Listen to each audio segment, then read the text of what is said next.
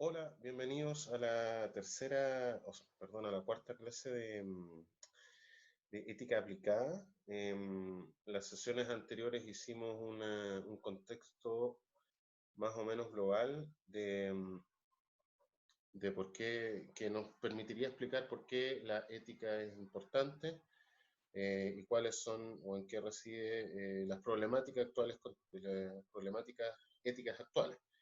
Em, Lo que vamos a hacer ahora es achicar un poco este contexto a lo que está ocurriendo ahora en nuestro presente con el COVID-19, la emergencia sanitaria del COVID-19, y también en nuestro contexto chileno. ¿Cuáles han sido las temáticas que han llenado la agenda ética en nuestro país? Entonces, en función de estas dos cosas, vamos a entender en el fondo, si bien por qué es importante la ética, pero también qué importancia tiene aquí y ahora para nosotras y nosotros los chilenos y chilenas. Así que bien, eso es lo que vamos a hacer. Hay un, hay un plan de trabajo que vamos a seguir.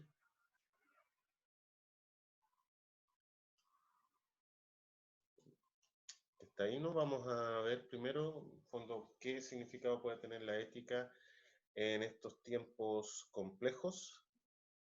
Luego vamos a hacer un pequeño glosario de palabras claves para entender lo que está ocurriendo, como crisis, colapso, catástrofe, desastre. Luego vamos a ver, quizás no en esta sesión, sino la próxima, las agendas éticas en Chile, cómo ha ido variando el tema o la temática de la cuestión moral, la cuestión ética en Chile.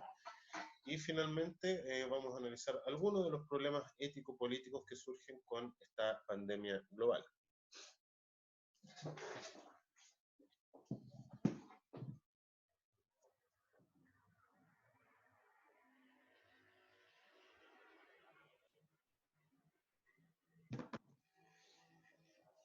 Bien.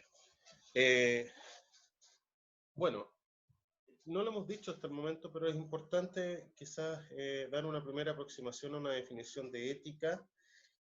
La ética sería un tipo de reflexión, no necesariamente filosófica, aunque la filosofía ha hecho de la ética una rama de su conocimiento, pero la ética es una reflexión que se hace la pregunta sobre lo bueno, lo malo, lo justo y lo injusto, lo que nos parece admirable o reprobable en la conducta de alguien o de un colectivo, eh, aquellas cosas que consideramos que están correctas desde el punto de vista moral o que están torcidas, que no son del todo correctas. Y también la ética tiene que ver con aquello que de alguna manera, aquel bien que promete una suerte de felicidad para el ser humano y aquellas cosas que nos alejan de esa felicidad, es decir, que hacen que nuestra vida sea triste, amarga, pobre, etcétera, ¿no? El arte de amargarse la vida sería lo contrario a la ética, ¿no? Ahora bien, hay que distinguir una cosa, la ética no es lo legal, ¿no? No necesariamente porque algo es legal está correcto hacerlo, hay muchas cosas que son legales y que sin embargo dudaríamos mucho o tendríamos cierto problema de conciencia al hacerlo.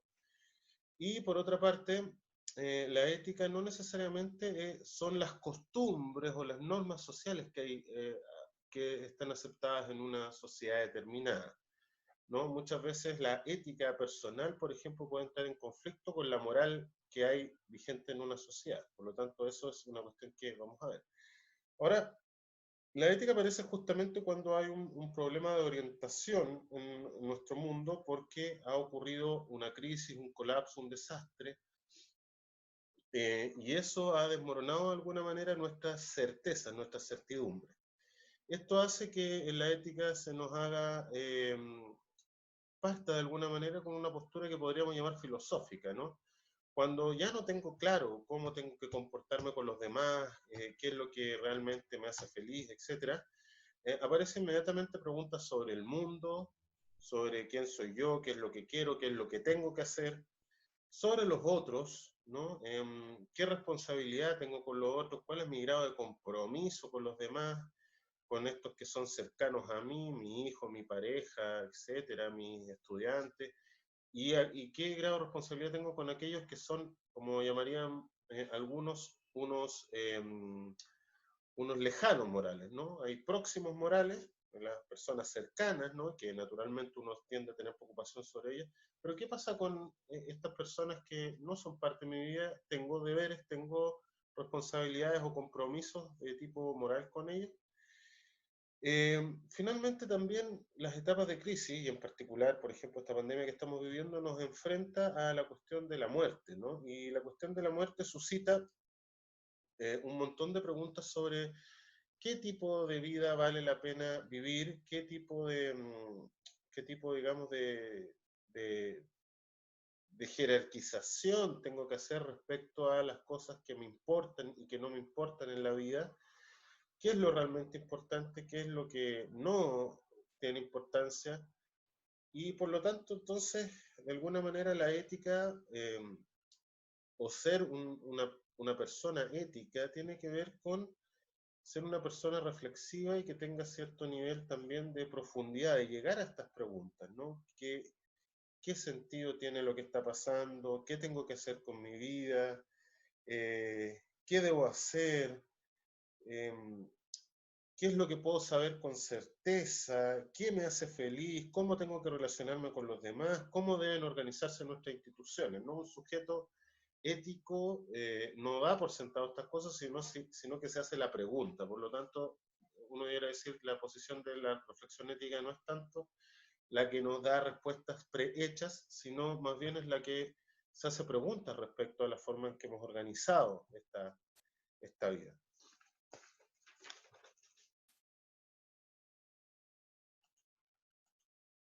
Bien, vamos a iniciar entonces un pequeño glosario para entender un poco si la ética viene a ser una cuestión muy importante cuando estamos en crisis. Vamos a ver entonces algunas palabras con las cuales se describe la crisis. Y la primera que vamos a ver es justamente esa, la palabra crisis, ¿no? La palabra crisis tiene su origen en la medicina antigua, en la medicina de Hipócrates, que es el fundador de la medicina. Recuerden ustedes el código hipocrático. Y la palabra crisis quería decir aquel momento en el transcurso de una enfermedad en el cual se producía una alternativa. Por una parte, él o la enferma podían mejorarse, podían empezar a recuperarse y finalmente volver a tener una vida normal, o podían verse agravados y podían morir, en el caso más terrible, ¿no? La crisis era el momento en el cual había que observar, había que tomar una decisión, se producía esta alternativa, ¿no? La vida, la muerte, qué sé yo, y pues por supuesto el médico tenía que tomar una decisión respecto al paciente, ¿no? ¿Qué le recetaba, si valía la pena o no seguir el tratamiento, qué tipo de tratamiento, etcétera? Entonces crisis significa, en su palabra, ahí está, Hipócrates, en su sentido originario significa separar, decidir, es el momento decisivo, es el momento del juicio. De la palabra crisis está emparentada la palabra criterio, por ejemplo. Y también tiene que ver con la idea de crítica, ¿no? Es decir, que es el momento en que tenemos que observar, juzgar, decidir. En el lenguaje, a pesar de que la crisis se ocupa en muchos contextos, hoy día crisis viene a significar algo así como que todo está mal, ¿no? Pero ese podría ser un momento de la crisis, ¿no? Un momento en que la crisis parece que nos coloca en un estado de indecisión, de parálisis, de bloqueo, que evidentemente pareciera que nos pone triste y nos hace sentir un poco pesimista respecto a la realidad. Lo interesante es que justamente las crisis tienen una temporalidad, es decir, tienen un antes, un durante y un desenlace, ¿no? Un antes, un durante y un después. Eh, Justamente la crisis se incuban, ¿no? Incluso muchas veces hay personas, grupos, instituciones que dan aviso de posibles fuentes de crisis. Algunas de estas se cumplen, otras no. Es decir, las crisis de alguna forma siempre se ha intentado, las ciencias sociales, la ciencia económica, por ejemplo, pronosticar cuándo va a ocurrir una crisis, bajo qué circunstancias. Ahora, las crisis son un momento revelador, ¿no? ¿Qué quiere decir esto? Que aquello que estaba como una tendencia oculta en nuestra sociedad aparece en la superficie, ¿no? Y lo que muchas veces se encubría con discurso y palabras bonitas aparece en toda su crudeza, ¿no? La crisis nos muestra de alguna manera qué somos como sociedad y cuál es el carácter que tiene cada uno. pero al mismo tiempo, junto con mostrarnos lo que somos, también nos urge a la decisión. Esto significa que durante las crisis hay un tiempo, una oportunidad para tomar decisiones. Si se nos pasa el tren, podemos agravar la crisis. Si somos muy lentos, también podemos agravar la crisis, ¿no? Si somos muy apurados o apurones, también podemos agravar la crisis. Por lo tanto, la crisis tiene que ver con esto del tiempo y saber justamente tomar las medidas a tiempo para salir con eficacia de la crisis. Los chinos tenían una palabra que se llamaba Wei Ji, que significa, es una palabra compuesta que significa peligro y oportunidad. Y justamente en relación a lo que estábamos hablando, los chinos entendían que el momento de crisis era un momento evidentemente peligroso, donde se ponía en juego nuestra integridad, nuestro bienestar, nuestra salud, etcétera, pero era también el momento de la oportunidad, es decir, una crisis bien manejada podía resultar en algo positivo. Y también, hablando sobre el tiempo de las crisis, cada vez que hay una crisis hay como un corte en nuestra historia, ¿no? Por eso la vida de las personas puede separarse en ciertos momentos de crisis, ¿no? O sea, una separación, un cambio de casa, ¿no? Un momento en que estuvimos desempleados. Las crisis de alguna manera marcan los hitos de nuestra vida, de nuestra biografía, pero también marcan los hitos de las biografías de las colectividades. Por lo tanto, es muy interesante ver el rol que tienen las crisis en cómo se van desarrollando tanto los individuos como las sociedades en su conjunto. Este caballero que está acá se llama Edgar Morin, y él tiene una visión que podríamos llamar sistémica de las crisis, que es interesante conocerla. Para la visión sistémica de las crisis, la crisis es parte del funcionamiento de la sociedad. Ahora, ¿qué es una sociedad? Dice Edgar Morin, una sociedad es un sistema, evidentemente un todo que está compuesto por partes, que produce un equilibrio a través del desorden. Es decir, estas partes no son exactamente iguales entre sí, sino que son distintas y que entre ellas tienen una serie de relaciones donde hay identidad, es decir, se parecen en algo, pero al mismo tiempo hay diferencia, ¿no? Hay antagonismo, es decir, hay funciones dentro de un mismo organismo que pueden chocar, pero también hay complementariedad, ¿no? Y hay, a su vez, inhibición, es decir, a veces hay cosas que no se le permiten hacer a ciertas partes y otras veces hay libertad. La gracia es que a través de este desorden aparente entre las distintas partes se produce un orden, ¿no? Por eso Edgar Morin dice que los conflictos en la sociedad son muy importantes porque permiten la autorregulación de la sociedad. Justamente es a través de los conflictos donde los antagonismos pueden generar nuevos tipos de reconciliaciones, ¿no? Y eso produce formas de equilibrio cada vez más estables. Ahora bien, evidentemente todo sistema siempre va a sufrir crisis, ¿no? Es inevitable que esto ocurra.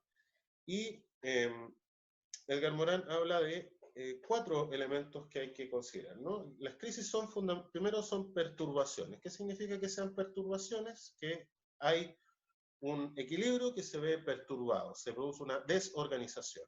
Ahora, esa desorganización puede tener causas endógenas, es decir, estar dentro del sistema, mal funcionamiento del sistema, etcétera, gente que toma malas decisiones, pensemos en Chernobyl, por ejemplo, o pueden ser exógenas, es decir, pueden tener que ver con otro sistema, que puede ser humano o no humano, que viene a alterar nuestro equilibrio. También puede ser una sociedad que entra en guerra con nosotros, etcétera, un cambio climático, ¿no? Ahí vamos a ir después con la idea de catástrofe relacionando estas cosas.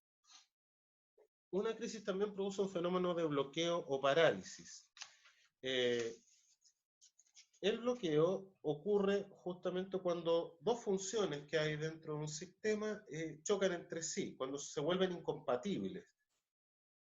Y al producir esto, se produce una parálisis porque se produce una disfuncionalidad. Es decir, una de las cosas que aparecen con las crisis son lo que no funciona en una sociedad. No es que toda la sociedad esté mal, sino que hay partes que no funcionan. Y a veces no funcionan porque hay otra función de la sociedad que está impidiendo el desarrollo de esta función social, ¿no? Entonces, ¿qué es la tercera cosa que ocurre con las crisis? empiezan a crecer el desorden y la incertidumbre. Esto es muy importante porque las crisis generan esto que no las podemos predecir, no podemos prever lo que va a ocurrir. Durante las situaciones, comillas, de normalidad, las acciones sociales pueden de alguna manera planificarse, preverse. En cambio, en las crisis, esta, esta pretensión de conocimiento, esta pretensión de que podemos saber lo que va a ocurrir, se pone en entredicho. No podemos anticipar y por lo tanto sufrimos nuestra ignorancia. Esto no hay que ir muy lejos respecto a lo que está pasando, ¿no? Nadie hoy día nos puede decir con certeza cuándo va a terminar la crisis sanitaria, cuándo vamos a poder bajar un poco las defensas y podamos salir de la cuarentena, etcétera, porque no conocemos realmente cómo se comporta este virus.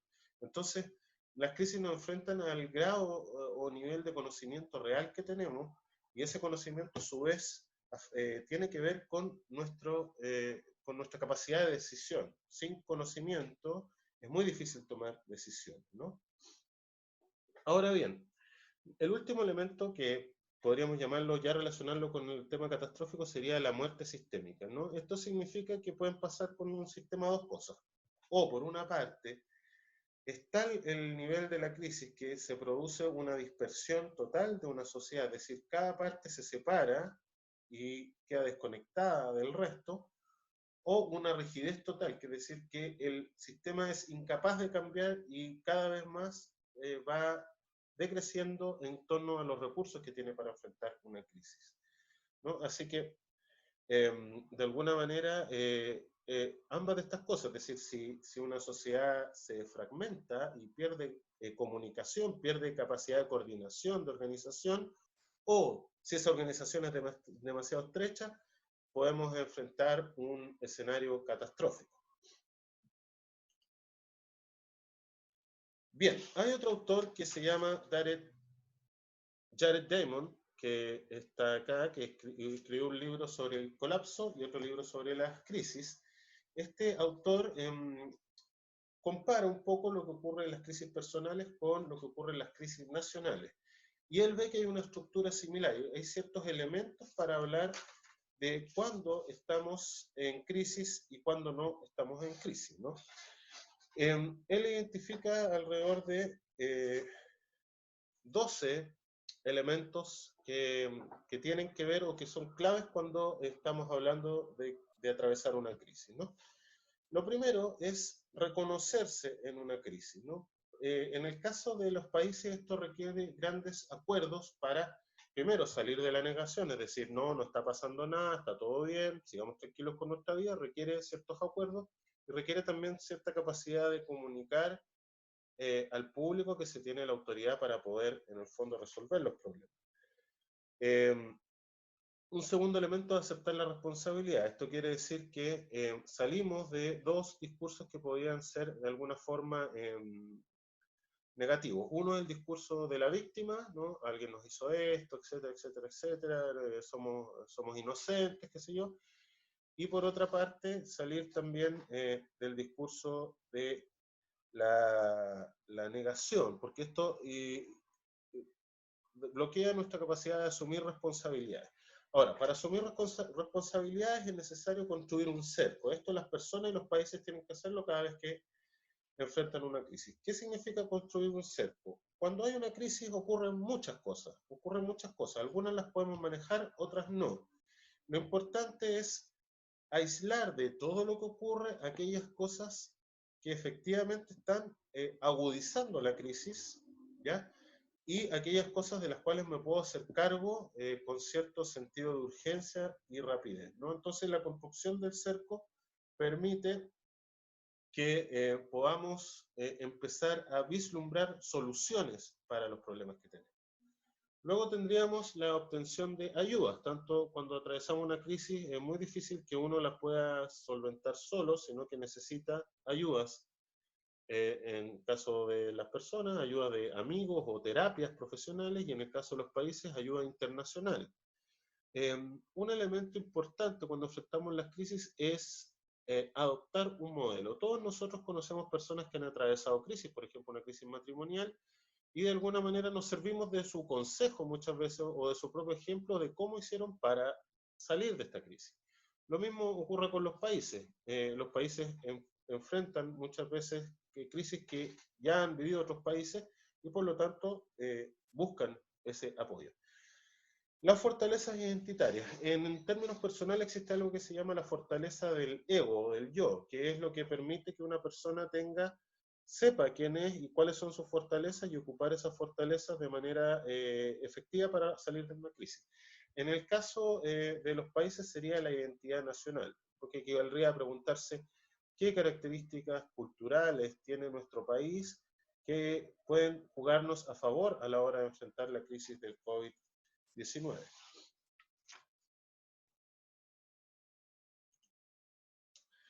Otro sentido importante es el sentido de autocrítica. Esto es muy importante porque también los países, como las personas, tenemos un historial de fracasos y errores de los cuales hemos aprendido muchas cosas. Si no somos capaces de recuperar ese historial de errores y fracasos, es muy difícil que no volvamos a cometer los errores de antes, ¿no? La memoria de la crisis es fundamentalmente el cómo los eventos catastróficos, traumáticos, las crisis quedan registrados en la memoria colectiva, en la memoria popular y también en la historia más oficial. Y de alguna manera es justamente en atención a esos momentos donde podemos ir buscando tanto los recursos que tenemos a favor como también aquellos errores y fracasos de los cuales tenemos que aprender.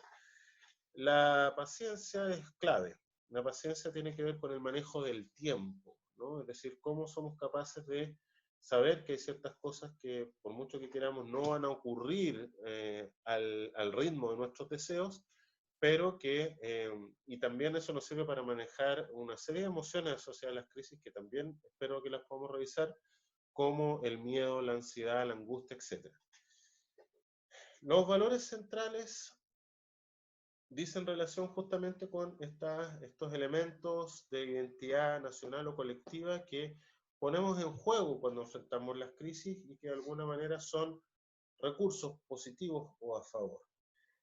Finalmente, la ausencia de constreñimientos nos habla de que tenemos que tener cierta libertad para poder jugar nuestro juego, ¿no? Si alguien nos impide eso, o si hay un elemento dentro de la sociedad que es muy reactivo a generar cambios, probablemente nos va a ser muy difícil salir de la crisis.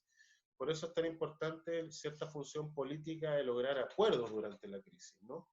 Para evitar justamente que grupos internos en una sociedad generen bloqueos o sociedades externas generen bloqueos que nos impidan tener, digamos, una posibilidad de salir adecuadamente de la crisis. Bueno, ¿cómo no? Pues si queremos colocar un ejemplo de crisis, ¿cómo no pensar entonces en lo que ocurrió en Chernobyl, ¿no? Ahí tenemos una serie de elementos que en la serie se observa muy bien, cómo hay momentos en los cuales se pasa de la negación a la asunción de la responsabilidad, a buscar ciertos elementos identitarios del pueblo ruso que pudieran ponerse a favor de la solución de la crisis, etc. Y uno podría, con toda esta enumeración, hacer de alguna manera una especie de checklist de cómo sean estos elementos que nombra Jared Diamond. Esta señora que vemos acá se llama Elizabeth Kubler-Ross. Ella es una psiquiatra que trabajó mucho con personas que tenían que enfrentar la muerte. Quizás la crisis más importante que tenemos que enfrentar en términos existenciales es enfrentarnos a la muerte. Y ella de alguna manera trabajó trabajó en hospitales, en terapia de cuidados, donde muchas personas tenían que enfrentar este proceso. Y ella determinó que todas las personas que enfrentan la muerte y que sufren procesos de duelo pasan por 5 etapas, ¿no? La negación, la ira, la negociación, la depresión y la aceptación. Podríamos decir, y esto lo toma Slavoj Žižek, que es un filósofo esloveno, en un libro que se llama Viviendo en el fin de los tiempos, Slavoj Žižek dice que cuando hay catástrofes, cuando hay colapsos, cuando hay crisis, las sociedades también viven digamos, estas etapas, ¿no?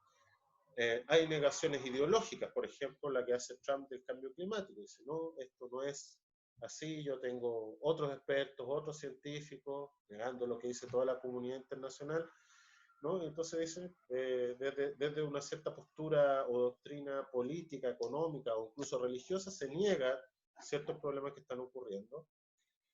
Luego tenemos el momento de la indignación, ¿no? Toda crisis produce naturalmente una suerte de estado de indignación. Luego de producir amenaza, miedo, frustración, se produce una suerte de estado de indignación. Eh, la negociación involucra buscar acomodos. En las sociedades buscamos intentar pactar con la realidad para ajustarnos, para adaptarnos a una situación crítica, una situación catastrófica. La depresión también se da en la sociedad y se da en la manera de una suerte de nihilismo donde estamos entre la postura de que no hay nada que hacer, es decir, ya da lo mismo, y todo da lo mismo, da igual, porque no hay nada que hacer en este caso. La catástrofe es tan grande que ya no tenemos ningún tipo de acciones relevantes o va a generar un cambio. El momento interesante para sí se ocurre cuando aceptamos esto, porque al aceptar aparece la oportunidad. Recuerden, crisis significa oportunidad. Y aparece la oportunidad para, de alguna manera, con realismo, pero también sin estar desprovistos de voluntades, podamos generar cambios importantes dentro de las instituciones. Todas las otras posturas nos llevan a una u otra forma de escapismo, de huida, de negación, etcétera, que terminan afectándonos de una forma importante.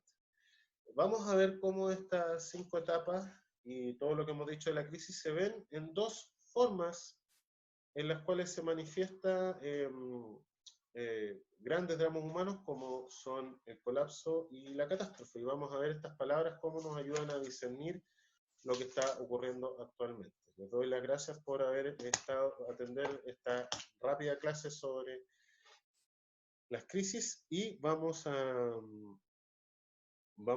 vernos muy pronto para hablar sobre colapso, sobre catástrofe y también después vamos a ver cómo esto que está ocurriendo enlaza con la historia de la agenda ética en Chile y las problemáticas éticas políticas que produce el COVID-19. Hasta luego y que tengan muy buena tarde. Recuerden, quédense en su casa y vean los videos que estamos subiendo a la página de YouTube y al aula virtual. Que estén muy bien.